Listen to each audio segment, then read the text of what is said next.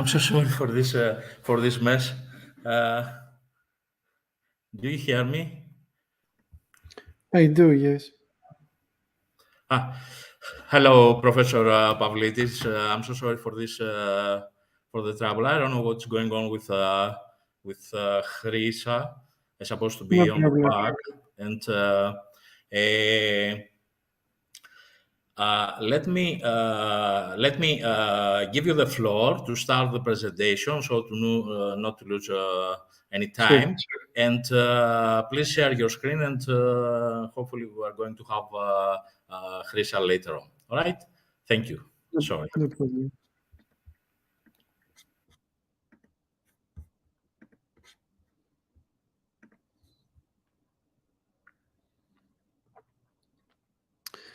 So, good afternoon or good morning to everybody, depending on where you are. I hope everybody sees my screen. If otherwise, please let me know. I would like to thank you, Theo Zacharias and GSS, for their kind invitation and the opportunity to give this talk. I'm really glad, of course, to be here. And my talk will be about the issue of science convergence.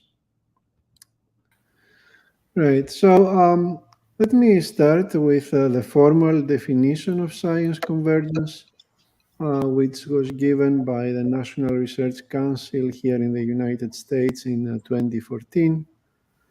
So NRC actually defined convergence as an approach to problem solving that cuts across disciplinary boundaries in order to solve grand challenges.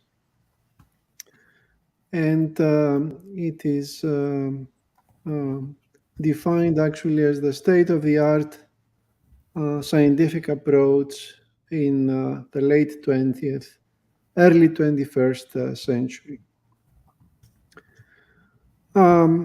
So there is nothing wrong with this definition, but in my view, there is also a lot that is left unanswered. And the main focus of this work is actually to revisit convergence from a different perspective. That's will be the topic of the rest of my talk. And the way we revisit it, and if you like, redefine convergence, is by separating the aim of convergence from its methods.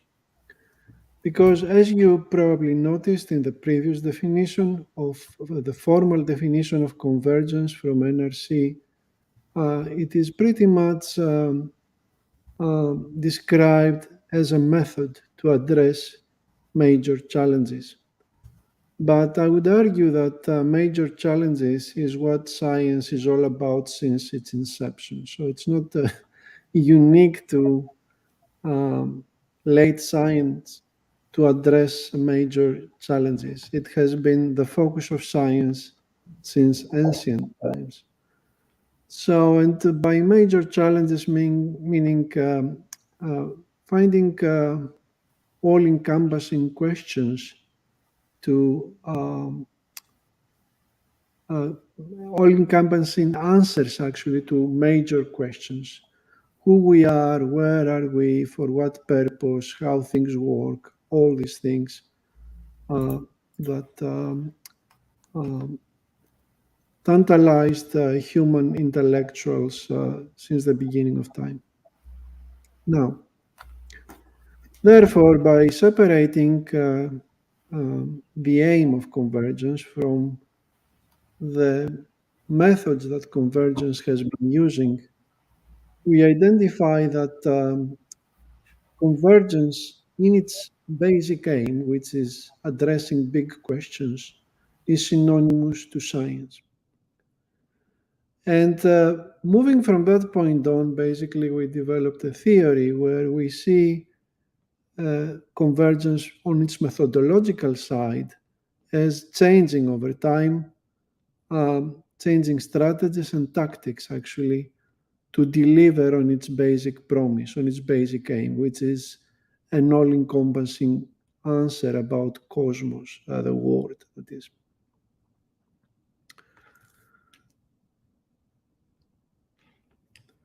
So, with this new framework in mind, that is aim of convergence versus the methods that have been used to deliver on this aim, we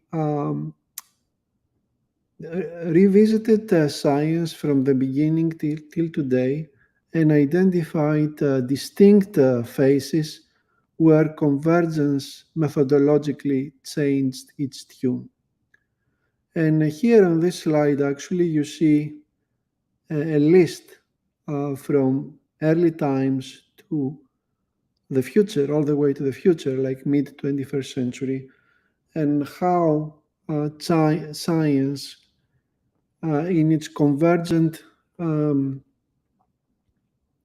endeavors, changed the methods, starting with ancient natural philosophy and early science, all the way to Renaissance, where we had the period of what we call polymathic convergence, and I will explain all this a little later on. Then moving to Industrial Revolution, 18th and 19th centuries primarily.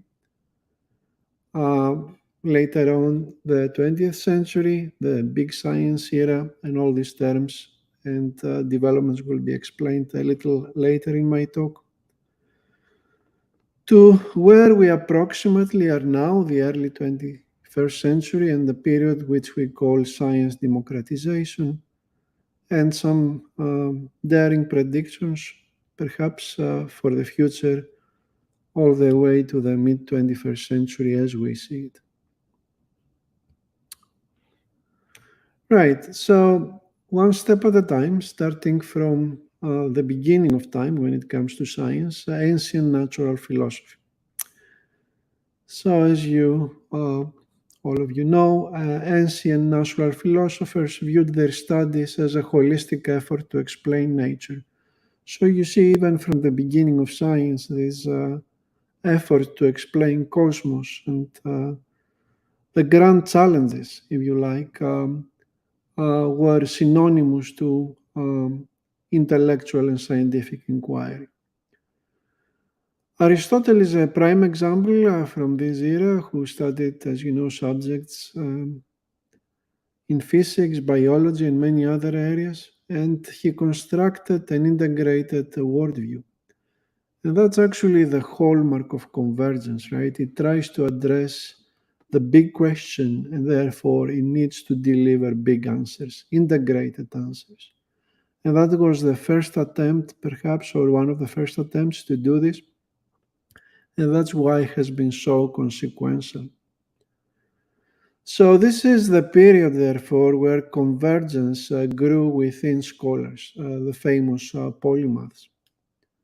And this mode of operation, this methodological mode of operation, continued all the way to the age of Renaissance, the early science age, where again we had famous polymaths like Leonardo da Vinci who continued to dominate scientific inquiry. Of course, science was still nascent up to that point. Its body of knowledge was growing, but it was still manageable, and it was feasible for singular scholars to be able to operate in this mode. Nevertheless, things have changed dramatically, especially by the time of the Industrial Revolution. And the question is why this happened. From the science point of view, Industrial Revolution brought new instruments, better instruments that allowed precise measurements. Many of these instruments were commoditized, and therefore measurements, reliable measurements in meteorology, naval navigation, and surveying were everywhere. And these abundant and reliable measurements produced, of course, ever-increasing amounts of data begging for analysis. So you see, the issue is with the data. Once we have a lot of data, then it becomes increasingly difficult for single human beings, no matter how talented they are, to deal with science as a whole.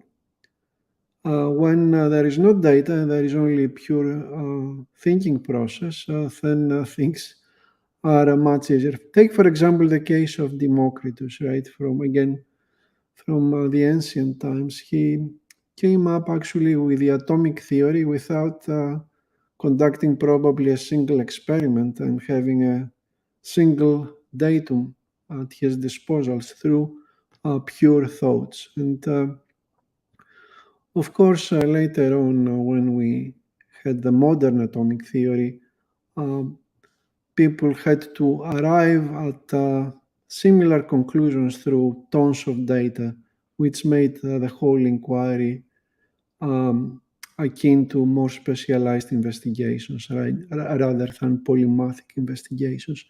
So you see actually how things have evolved and how data has started playing a key role in making polymathy actually less and less feasible.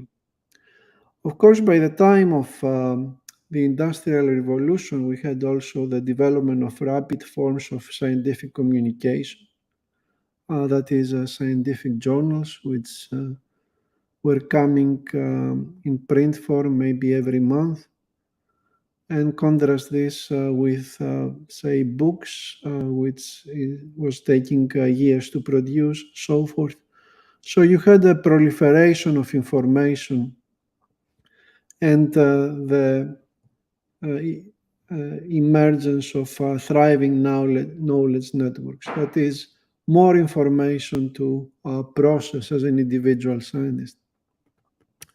Finally, this whole thing basically was linked with the economy. Science was linked with the economy during the Industrial Revolution, um, creating a positive reinforcement loop that uh, threw everything into an exponential growth curve, because that's how this thing works. Money creates prosperity, creates more opportunities for scientific inquiry, more information, and all the way back. For all these reasons, therefore, during that period, polymathy in its original form was no longer possible. So what happened? The solution to conquer complexity was to specialize, as I alluded in my earlier slide.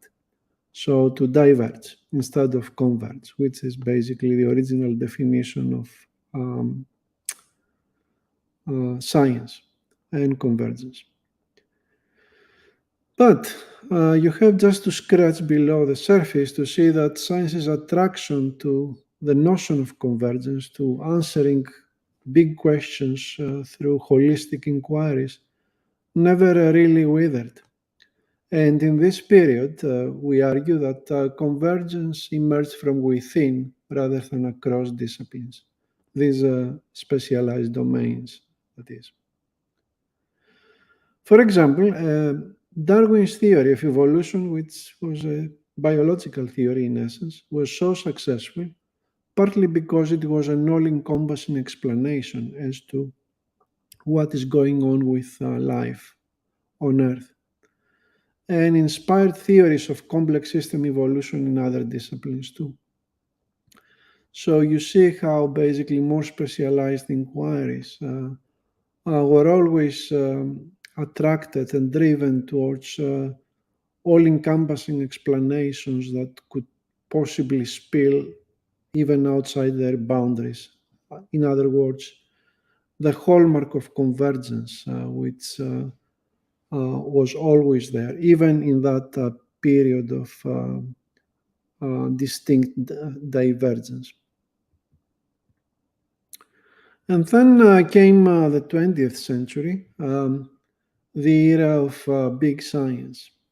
So at that point, what happened was that people realized for good that science became too good for a single scientist, but the big questions not only remained but multiplied, and therefore a new way was found to conquer complexity um, through multidisciplinary team of scientists.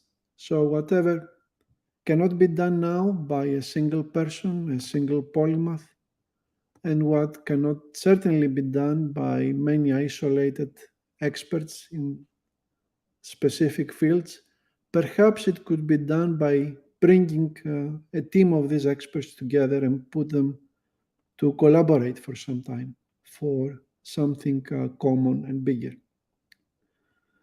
And the first highly successful example of this new convergence method, if you like, was the Manhattan Project that ushered humanity into the nuclear age. That was, of course, followed by the NASA's Apollo space program in the 1960s, another great example of multidisciplinary team convergence. And of course, the characteristic of these big science, as are called programs, was direct and effective management by government institutions. So these scientists were not spontaneously forming teams.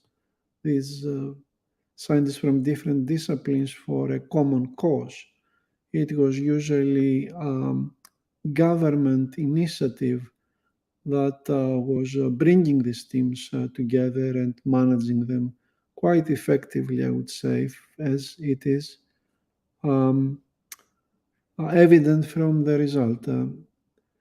And actually, quite effectively, not in terms of accomplishing the goals, but accomplishing them actually economically. For example, something that some of you may not know, the Human Genome Project was so efficiently done that a lot of money was returned back to the government. So they did it under budget, which is hardly a phenomenon today.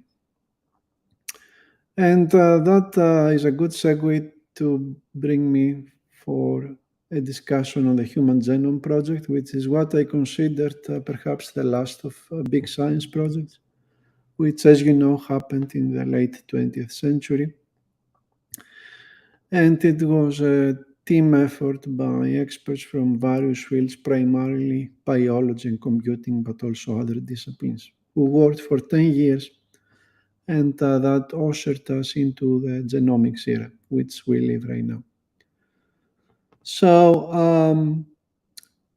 and by the way, in the Human Genome Project, you also were seeing some capacity of multidisciplinary team convergence for equity. It was, to the best of my knowledge, one of the first scientific endeavors where female scientists came in good numbers, something that was not the case before. So in 60 short years, from the mid-20th century to the late 20th century, multidisciplinary team convergence advanced humanity far beyond what thousands of years of prior scientific progress had achieved. They took us to the nuclear age, to the space age, to the genomic age, and therefore it was a sure mark that science and its new convergence methodology, if you like, was on the knee of an exponential growth curve. And by the way, starting from the late epoch, if you like, of team science convergence, like the Human Genome Project, the abundance now of bibliographic data gave the opportunity to researchers like me to perform quantitative investigations of convergence by analyzing these voluminous record through machine learning and other analytical methodologies. And You can find more about this line of inquiry in some of our publications, like the one that we published in Science Advances in 2018, and where we analyze quantitatively the evolution of genomics.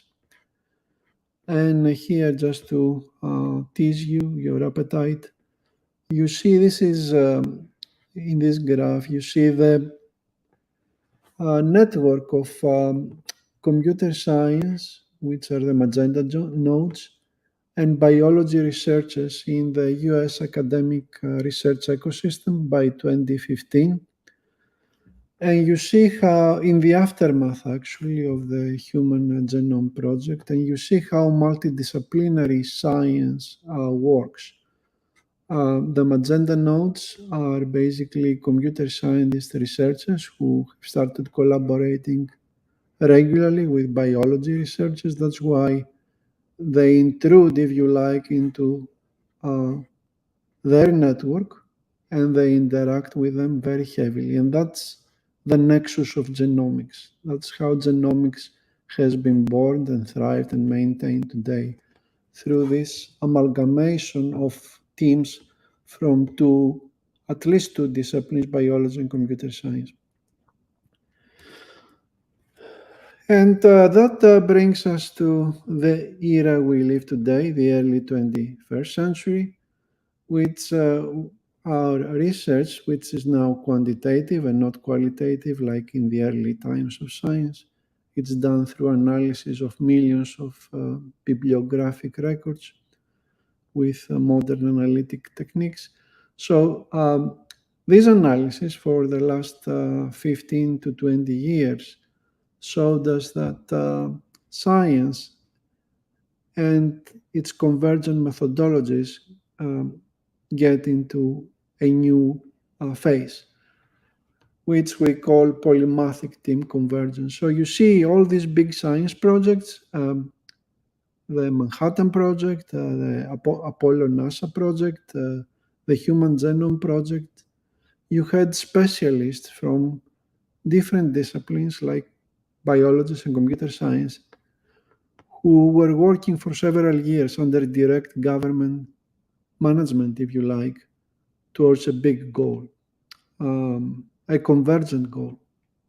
Now, in the 21st century, things have changed. You don't have any more direct government supervision, only indirect encouragement through grants to small and mid-level science teams that win awards in competitions from grant agencies.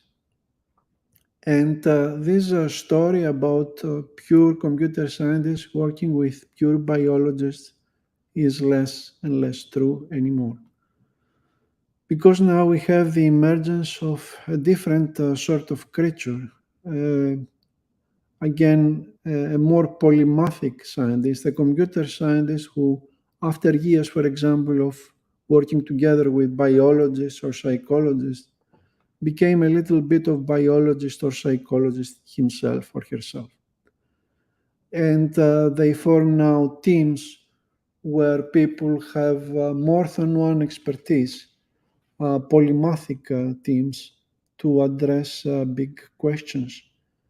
And you can see this here in this graph, which is our quantitative analysis on what is going on in brain science for the last 15 years or so. And you see with pink, this is the contribution of multidisciplinary teams in brain science research, while with dark gray of polymathic teams, what I described a moment ago. And you see that polymathic teams, that is, people who don't have anymore a single expertise, but a mixed expertise, is growing and starts antagonizing the more traditional multidisciplinary teams that were so common in the late 20th century. And their impact, which is how much of the knowledge they produce is being used by other researchers, their impact is not on par at this point with the impact of the conventional multidisciplinary teams, but is growing and is becoming more competitive. So this is where we are, and of course, it is a natural evolution if you think about it. From the moment that we started having multidisciplinary team convergence, that is, people from different disciplines working together for some time, at some point, these people, of course, become something different than what they started. And they become a little bit of polymaths themselves. Not to mention that with the advent of open data and open code the last 15 to 20 years, and the explosion of the internet, where you can find quality information without any charge, that all fuels basically these polymathic trends. Now, the question, of course, having all this in mind about the historical evolution of convergence and science so far, the question is, where do we go from here? And because we analyzed convergence under a different definition, if you remember, where I very clearly separated the aim of convergence from its methods, you see that the aim has always remained the same, which is answering big questions. Initially, that was or seemed to be feasible within a single human, like Aristotle or Leonardo da Vinci or whatever. Then, with the avalanche of data during the Industrial Revolution, this became less and less feasible. But still, people who came up in their fields with all-encompassing theories were rewarded the best, simply because they addressed the internal science question the closest. Moving to teams of experts in the 20th century, which evolved into teams of mixed experts in the 21st century, simply by a natural evolution. Now, the next step, we think, if you follow the logic, is this polymathic trend to go to the extreme. And what facilitated this reversal, partial reversal, if you like, to the polymathic strain of science? If you think about it, what it facilitated is because we have increased capability of black boxing things. When you have open data freely available and open code freely available, say if you're a psychologist and somebody gives you the tools, the computational tools to pursue a question in psychology, right? So that is becoming increasingly easier to do it by yourself, okay?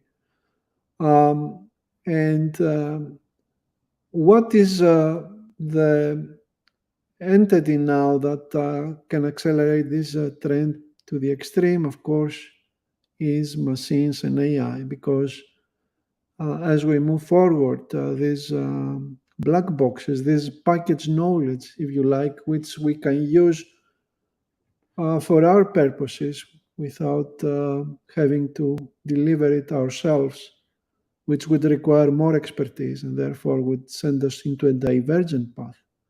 So that thing increasingly is automated and is machine generated. So that's why we think that moving into the middle of the 20th century, convergence will be accelerated in these team polymathic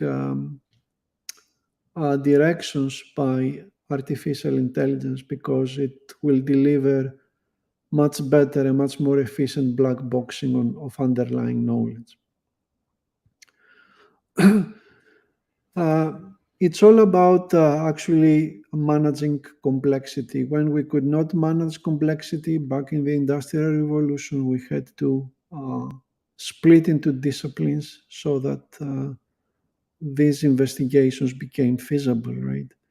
Now that we have the capability of black boxing some underlying chores, if you like, that require specific expertise, we can go back to a more polymathic stance.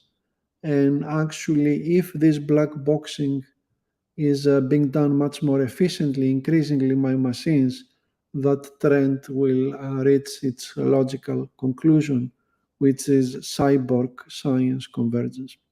And actually, you see some very early examples of these trends as we speak. Earlier this year, I think a group in UK, if I recall, by Christopher Cooney et al., published a paper where by um, doing machine learning analysis of data from natural science museums of the colors of birds around the world, they documented that colorfulness of birds increases around the equator.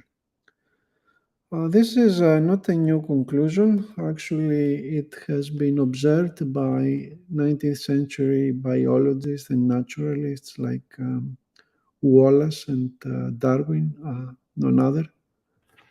But in order to arrive to this conclusion, these experts, if you like to call them this way, biological or naturalistic experts, they had to drive around the world for many years, collect evidence, observe, think, and so forth.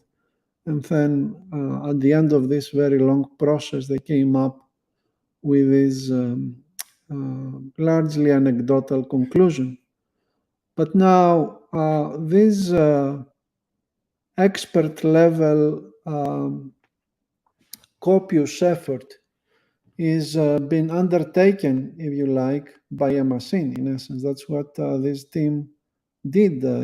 So they fed voluminous data from thousands and thousands of specimens that exist in museums to AI that analyzed quantitatively the colors of all these birds using computer vision algorithms and so forth, and eventually came up with a highly quantitative and specific answer to that problem, probably in hours or days instead of years, and at the cost of a lot of human expertise. So that gives you a glimpse of where things they go and why we call this trend cyborg convergence. It's actually black boxing of underlying expertise, feeding bigger investigations into addressing grand questions, which has always been the science's goal.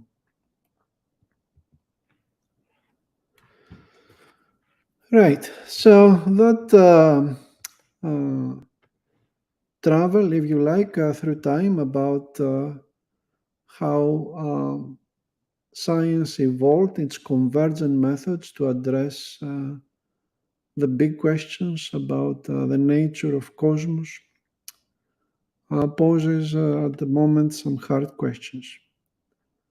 If polymathic team convergence is how science is produced right now, okay, as we documented in our published research through massive bibliographic analysis, then the question is why our universities continue to educate young scientists in disciplinary silos designed in the 19th century. For instance, in my department and other computer science departments, we educate researchers in pure computer science only to go out and re-educate themselves in computer science plus X, where X could be biology or psychology or a combination thereof or something else. Obviously, this system is not only inefficient, but also unsustainable in the long run, because as you have seen with disciplinary team convergence, when things live together for a long time, they become another thing. They become polymaths, although they started as single topic experts. So, through polymathic assimilation, as this trend continues, we will eventually run out of people to teach pure disciplines. That's why I say this system, in addition to being inefficient, is also unsustainable in the long run, probably one generation from now. So perhaps it is time to start thinking about abolishing the departmental structures in universities and finding a new organizational structure. A big question and a big problem, but I think based on everything that I've said, a very prescient question that hopefully we will discuss. And with that, I would like to thank the National Science Foundation for funding parts of the research that I presented in simple form today, and my esteemed colleagues with whom I worked along this path, Drs. Peterson, Ackerman, Mazzetti, and MTS. Thank you very much. Thank you very much, Professor Pavlidis. Good evening to everyone. I apologize for the inconvenience since we ran into some unexpected technical difficulties in the beginning, so it was not possible to give a proper introduction. So my name is Chrisa Kokotidou, and I am the Science Ambassador of the Greek Scientist Society, also Senior R&D Scientist at Anodyne Nanotech. Today we had the honor to have with us Professor Ioannis Pavlidis from University of Houston, who gave us a presentation with the subject From Polymaths to Cyborgs, Convergence is Relentless. So at this point, I would like to give a proper introduction of our speaker. Dr. Ioannis Pavlidis is the Eckhart Pfeiffer Distinguished Professor of Computer Science and Director of the Computational Physiology Laboratory at the University of Houston. His research is funded by multiple sources, including the National Science Foundation, transportation agencies, and medical institutions. He has published extensively in the areas of affective computing, data science, and science of science. He was the first to conceive and develop contact-free methods for measuring physiological variables, including electrodermal activity, breathing, and heart function, which he used to study stress in the wild. Accordingly, Dr. Pavlidis is well known for his work on stress and its effects on human-to-human and human-to-machine interactions. Dr. Pavlidis is also well known for his studies on science convergence. So since the stage is now open to questions, I would like to remind to the audience that is connected through the Ermit platform that they can place their questions in the public chat or in the Q&A section, which is located at the right corner of your screen. If you want to be called on stage for a short comment and ask your question, you can raise your hand by clicking on the raise hand option at the top right corner of your screen. Be mindful that the event is recorded and will be uploaded in the YouTube channel of the Greek Scientist Society. So, meanwhile, again, thank you very much, Professor Pavlidis. I would like to ask some questions regarding your presentation. So you started by saying us the whole journey of the evolution of convergence, starting from Aristotle, who was a polymath, going to multidisciplinary teams, and finally being a combination of a polymath scientist working in a multidisciplinary team. And also you stated that sometimes the universities are not they are not enforcing that. So if we have a young scientist or an older scientist, what would you think would be the best start for that person to being a polymath or to acquire the skills to become a polymath and work in multidisciplinary teams? Right, thank you for your question. Unfortunately, right now we do not have a good way to deal with this question at the university level. And I understand that developments have been very, very fast. So large organizations like universities are difficult to be nimble enough to adapt to such massive changes. But right now, By and large, with some exceptions, at universities we continue to educate scientists and researchers at the graduate level within departments.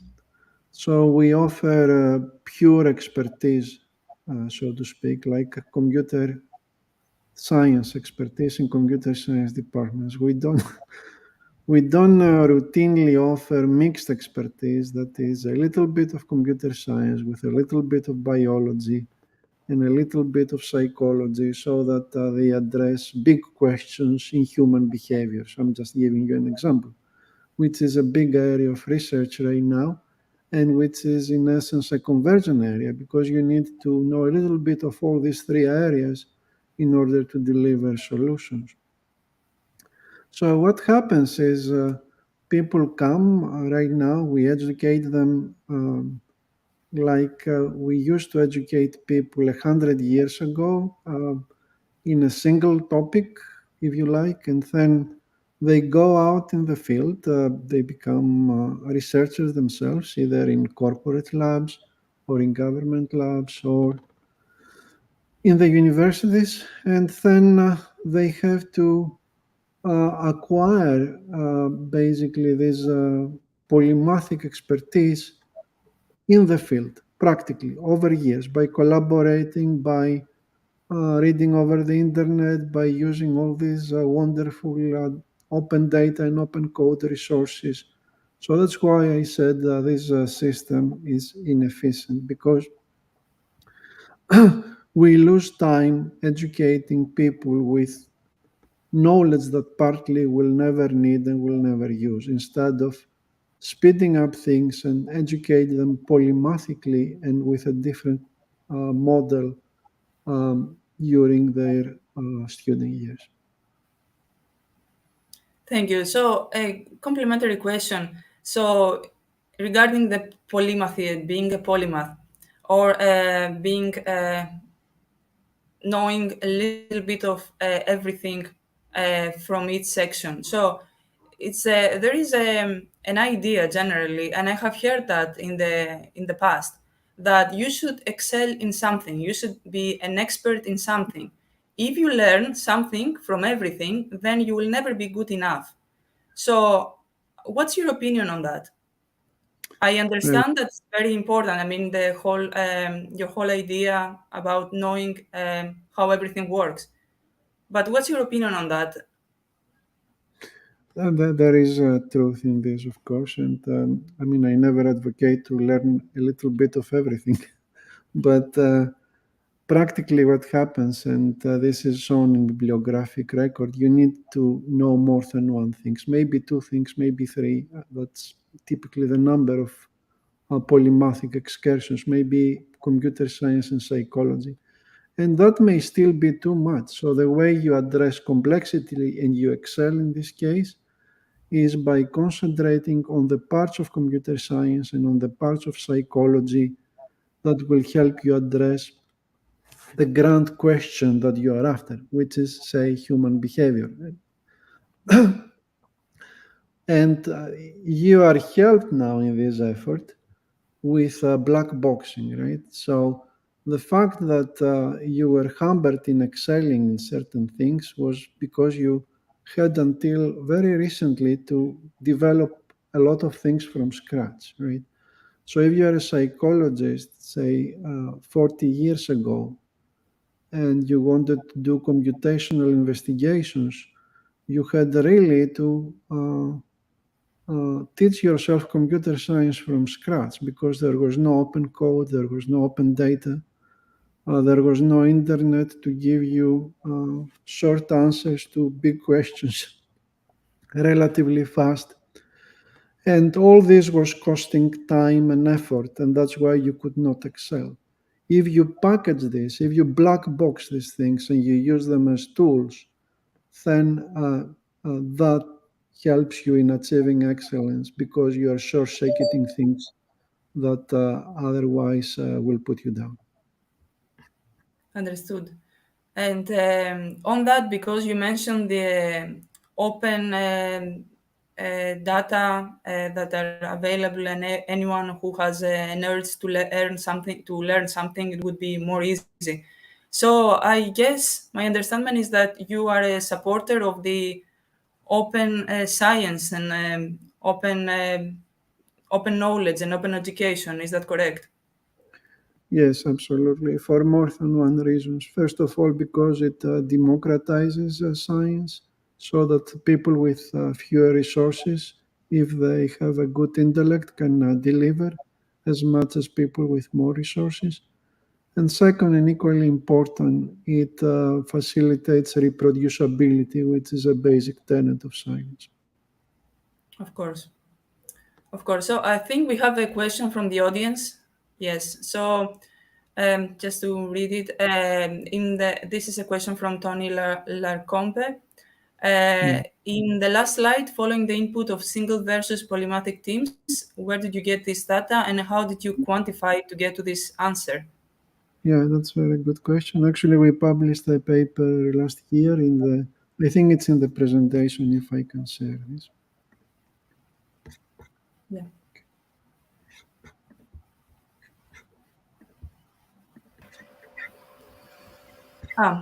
So I think my we have colleague probably refers to this slide. So if you see down here, there is a reference to the paper we published last year in Humanities and Social Sciences Communications, Grand Challenges and Emergent Mode of Convergence Science, where we quantified all these things. So if you read the paper, you will find out specific answers. But in a nutshell, just to give you an idea about how these computations are done. So, yeah.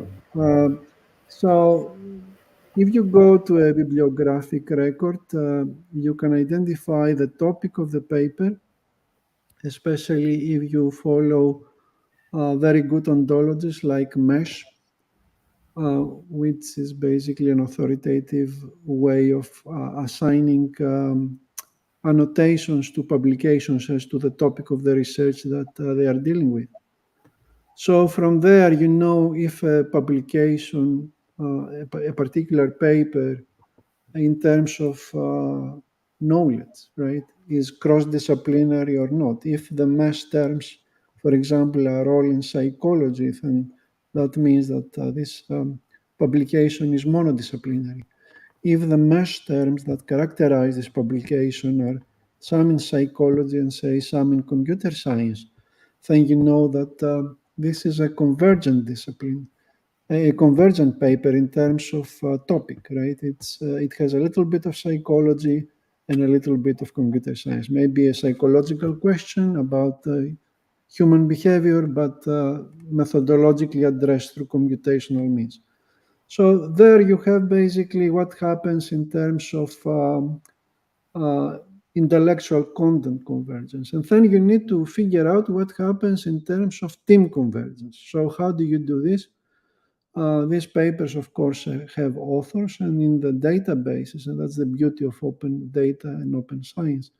In these databases, for every author, we know everything. We know what he published, where, and so forth. We know actually to which department this author belongs. So if in such a paper you see all the authors are in psychology departments, and because of the way we recruit people in academia even today, say we typically do not admit psychologists in computer science departments, and vice versa, psychology departments do not admit computer science. So if all people are professors, say, of this paper in psychology departments, and the paper has content that traverses both psychology and computer science, that in all likelihood means that these people have become a little bit of polymaths because they use these open tools and so forth,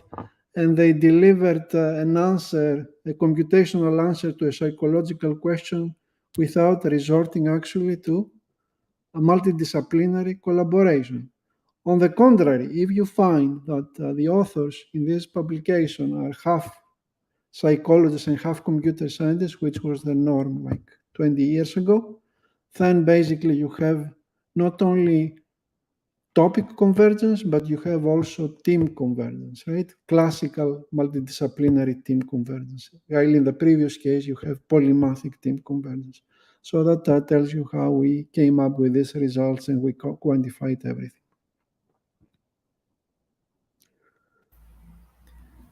Thank you very much for this answer. I hope it answered Tony's question. So the next question from Anastasios Polychronis Kakabelakis is, what do you think is the next convergent milestone in the healthcare sector? So we have also Anastasios on the stage if he wants to say something additional. Hi. Hi. Yeah. Good. Yes. Anything to add to that, or? No, I'm open to your answer, really. Yeah.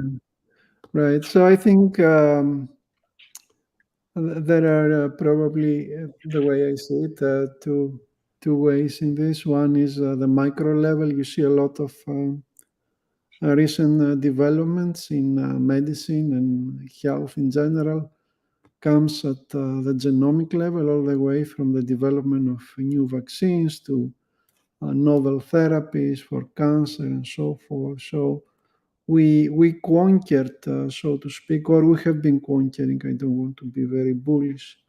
The micro level, what happens at the cellular and molecular level. And that actually is a confluence of several disciplines, medicine, which has the application, biology, chemistry, computation, because all these things basically cannot be done with pen and paper, right? Mm-hmm. Genes and so forth, they are combinatorial structures. So you have a level of convergence, therefore, at the micro level. But I also see this in the next few years, something that has not happened a lot so far, but I think it will explode the next 10 to 20 years, merging actually the micro level with the macro level, which is the observation level, the psychology and the psychiatry, the way they're, for example, practiced today. This actually, you have a continuum, a segue, which is now missing between the micro and the macro level, that will give holistic explanations for what we observe, all the way from what our eyes see down to the gene level. Yeah. This is, I think, the boom is going to happen. This Along with level of neuroscience and neural networks combined in the computational and the biological field. But Yeah, we do and have a convergence in the life sciences. We have synthetic biology, which is a mix of engineering, computer science, and biology. Mm-hmm. There is already happening a convergence in that field, per se. Yes. Isn't it, Professor Pavlidis? yeah, as I said, right now, convergence is running amok, so to speak, at the micro level. I think we have been having a lot of success there. And what I predict and I hope will be the next step is bridging our success at the micro level with the macro level and forming a total continuum. And the key question in this endeavor will be answering the brain question, which is the key unsolved question when it comes to It is the big black box. yes. But so far, trying to resemble in neural networks the human brain was a totally disaster because it works totally different. And so AI and deep learning and whatever, it's not a case to the moment. We have our free will. So far. So Because far. there are things. I don't know what you foresee, Professor Pavlidis, that is going to happen in the near future, or in the future in general. Are we going to go to a divergence of discipline sciences, or what do you feel? No, I don't think we are going ever back to divergence. You see, divergence, in my view, was a specific historical phenomenon around the Industrial Revolution because we got hit with an avalanche of new developments and the proliferation of knowledge. Once we managed to get a handle on this in the late 20th, early 21st century, and basically we acquired the ability to black box and start enlisting the help of machines. I don't think there is ever a need to go back to divergence, to at least in its original form, back in the 19th and 18th centuries. And the reason is very simple, and you can see this from your everyday experience. So you order, so to speak, a new furniture from IKEA. It usually comes in a box, right? It has certain parts, uh, and each of these parts probably needed some expert machine to make it, like the screws and the board and the legs or whatever. But this thing does not become useful unless you assemble it, right? Um, so yes, it's very useful to have experts under the hood, so to speak, to deliver to you all these things. But somebody needs to put them together so that has the goal achieved. And now that we found ways to do this effectively, uh, especially with help from machines, we will have less and less need actually to delve into details in the exclusive manner we used to do it 2 centuries ago out of necessity. But Anastasi, I don't know if you want to. I am here. Yeah. Do you want to comment on that or another question? I am just very hopeful that we will manage to converge everything and in the future, like find even a new field than the one you mentioned with synthetic biology, maybe synthetic medicine, or something even newer that will help us achieve the cyborg state that is mentioned in the theme of the presentation. Right, and I think that points to another good direction. As convergence works, basically, it creates out of two or three things a new thing. This new thing participates in the whole ecosystem. And the way science works is through combinations, right? So this thing can be combined with more things. So the number of combinations we can use to come up with new things proliferates exponentially. That's another effect of convergence. So molecular medicine, and then it becomes like macroscopic behavior, and then these two become like molecular medicine with microscopic behavior. You see As what I within, mean? so without. Right. So, and you keep building combinatorily combinations that make convergence run amok. Mm-hmm. I have a different view, if you allow me, Professor Pavlidis. Sure. I feel that, as in history, we have cycles, and in science, we may have, nobody knows, these cycles, convergence and divergence, again and again. I mean, we had depends on the stage of humanity and what are the drives. For example, I mean, ancient Greek philosophers. You've spoken about Aristotle, a polymath, and the Renaissance period, the Homo Universalis, that people used to do everything over there. And it was the Industrial Revolution that gave us the segmentation or the diversification or the different, let's say, disciplines that we had to develop. And we had the rise of the chemistry, and now we have the rise of synthetic biology, perhaps. Definitely, we have the rise of information technology and all these things. And we move to different eras. I mean, you mentioned about the cyborgs. There are uncharted waters over there. We don't know how it's gonna go this, and we don't know how it's gonna if the humans manage to the human robot interaction will be peaceful and in a good way for the humans. But from the scientific point of view, there may be new disciplines. Of course, we are in a convergence period nowadays, and there are a lot of new, let's say, techniques and tools that the AI or the information technology can offer us.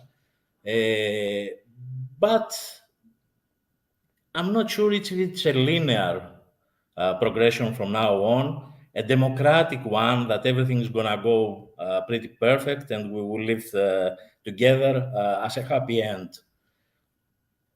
We may have, let's say, for example, these cyborgs, but who has the good algorithms, the good models, or we don't know how quantum computing, which is the computing power, will differentiate us, and we will have the AI-enabled individuals, countries, nations, whatever, and the poor ones. There are going to be some split over there, and what is going to bring this kind of evolution? What is your opinion on that? Yeah, actually, first of all, let me say that God knows how many times I have been wrong in predicting the future. So I have to be humble about this, and I'm not 100% sure about if my predictions will come true. But you have to understand from where my predictions are motivated by the definition I gave to convergence, which is basically science. In my view, convergence is another word for science, which is answering the big questions. That's what science is all about. So, with that in mind, if in the future, in answering such big questions, we need to go back to the divergent model of the 19th century, we may as well do it. It's all about serving the master, which is the question. You know what I mean? But I think that probably we will not have such a need for the reasons I explained, because we have masters to serve us now, which we did not back in the 19th century. Still, however, I may be wrong, and I'm not sure if I will live long enough to see if my prediction comes true or not. As to the other possibilities about bad AI and so forth, yes, there are always possibilities of things go wrong as humanity evolves. But so far we managed, and hopefully we will continue to manage in the future. I believe so as well. So I had an opinion on that. I was thinking from a time management perspective. From the way that you have presented and the way I see that, it's like artificial intelligence is like helping humanity, just stating it very simple. But in my mind, I have it like this. So, and I have seen that from my research. If there are scientists, and instead of doing cumbersome experiments and doing multiple and hundreds of trial and errors, then artificial intelligence is used. So a lot more of time is being free now, so they can go not back, but they can switch to being polymaths, meaning that they can switch to learning another subject. For example, okay, I'm a chemist and I have to do a lot of experiments. I put computational, I just put AI to do that, to give me the 10 best results. And since I'm doing that, then I can learn more about computational biology, for example. So from a time management perspective, I see that this convergence of human to machine or to AI a good thing. And I think that it's, if I may talk, I think it's pretty easy today to be a polymath because you can just ask Siri for stuff, and then the AI comes and jumps in and helps you to be the polymath you want to be. And on the cyborg subject, I mean, I have my AirPods, I have my Apple Watch. I don't need much more to feel like a cyborg, right? Just my point of view. I agree. I mean, the underlying resources we put to the fingers of the average person make all this much easier. And that was the premise of my thesis, actually, about polymathic trends continue and to grow. Let me give another perspective. For example, Anastasios told us about Siri and things like that. We are going to have cobots, not only robots, but cobots that we hopefully they are going to collaborate with the humans. Or at some point, maybe our children, 30 years or something, they are going to have their digital assistants or their digital, let's say, they can have access to whatever is available in the human, let's say, sense of knowledge. They already do. They already do, in a sense. I mean, Alexa and Siri and Hey Google, and like they're everywhere. Yeah, I mean, quite far more, let's say, helpful and upgraded. In there, we should find some new, let's say, not disciplines, but we have to deal to, for example, we have to deal with how the robots can, in psychologically speaking and physiologically speaking, the matters that you are dealing with, Ioanni, how they can affect the human beings. I mean, they have to work together. Already there are studies how the robots can collaborate within the industry, within the factory, with humans. I mean, there are studies over there. Maybe there is going to be a new discipline, let's say something like that. Or we try to explore out of the earth. I'm not sure if it's going to be always convergent, this thing. At some point, it depends on the drive. The drive in ancient Greece was to find what governs the world, the pre-Socratic philosophers, or the alchemy during the medieval, the Renaissance. And at some point, we have the explosion of the chemistry, the industrial revolution, and all these things. But new stakes are coming for the humanity. I mean, we discuss about colonizing Mars. There are going to be some new disciplines over there. Of course, the topics that we deal together, the main, the life sciences, the physical sciences, the social sciences, they are converged. I'm not sure if there are not going to be new disciplines in the future, in the near future. New divergence. Yeah, I think I agree there will be new disciplines, but I believe the mode, which means the typical way of these disciplines being formed, is through convergence. So, for example, psychology and computing, just to give you an example. It's a new discipline, but it's not a pure discipline, quote unquote. It's a new convergent discipline. I think I'm not saying that everything will be like this. I'm saying that the trend will be in this direction.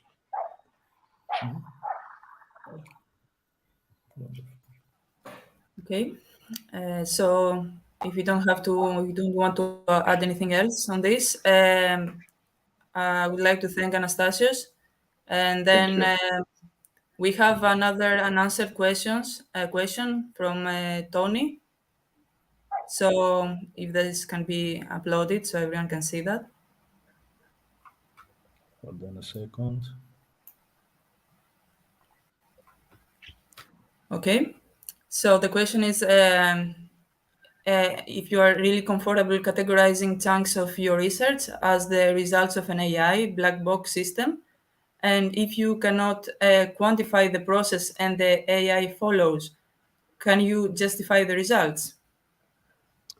Right. So it's an interesting question. First of all, let me tell you that it's a big thing nowadays for people to try to develop explainable AI, which is an ongoing effort. But beyond that, the way I see AI playing out based on my current knowledge when it comes to the scientific inquiry is in two forms. A, as I have already explained, in providing tools, much like these guys with the investigation of colorfulness in the birds, where they found it peaked around the equator. Right? They used AI, so to speak, to help them in this investigation. Otherwise, they had to go like Darwin on a multi-year trip around the Earth to collect specimens and so forth. So yes, I mean, unashamedly, if you use such a tool to save a few years of your life and come up with the same conclusion and in a much better form with numbers, I think that's a very good use of AI in your research, which you should take and admit. And the second way that I think AI can help in research, which is not done yet. The other thing, the tool part, as I explained it, it's already happening. But what I'm going to say has not been done yet, at least at scale, but we see some early evidence of that, is combinatorics. AI is very good at combinatorics. And the way, if you scratch the surface and you see the way human knowledge and novel science works, is basically by combining things that you don't suspect. And this happens right now primarily due to two things: due to talent. Some people are highly talented in doing this, and that's what makes them great scientists. And sometimes due to happenstance. So it's also luck. But AI having the ability to create novel combinations and actually, if it has enough data, predict what this will evolve to, that will help ideation in science, which is a very important aspect of research. And there has been some early work in this area. For example, people have used machine learning to predict novel combinations of ferroelectric materials. Um, and so forth. Of course, it's a highly specialized thing in chemistry, but I'm just saying that it's an area where I see a lot of promise as we go forward. So, in these two respects, with what we currently know, yes, I can say that the first is happening already. For the second, there is some evidence that is going to explode. It's started happening, but in small numbers right now. And beyond that, many more things can come up for which I have no idea at the moment. Okay, thank you very much for the answer.